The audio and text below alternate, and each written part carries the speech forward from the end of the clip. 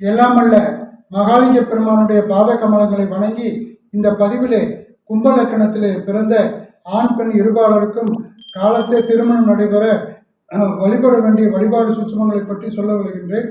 அவர்களுடைய ஜாதகத்தில் இருக்கக்கூடிய கலத்தர தோஷம், மாங்கல்ய தோஷம், திருமண தடை தாமத தோஷங்கள் நீங்கி நிவர்த்தியுற திருமுறை ஸ்தலங்களிலே ஒன்றாகிய இடும்பாவனம் என்கிற ஸ்தலத்திற்கு சென்று அங்கு அருள்பாலிக்கக்கூடிய கல்யாணேஸ்வரர் சுவாமிக்கும் கல்யாணேஸ்வரி அம்பாளுக்கும் அர்ச்சனை வழிபாடுகள் செய்து பின் தங்களது இல்லத்திற்கு வருகை புரிந்து அடியன் டிஸ்கிரிப்ஷனில் கொடுத்துள்ள மந்திரங்களை அன்றாடம் நெய்தீபம் ஏற்றி ஓதி வணங்கி வர கும்பலக்கணத்திலே பிறந்த ஆண் பெண் இருபாளர்களுக்கும் சீக்கிரமே திருமணம் நடைபெறும். சிவா.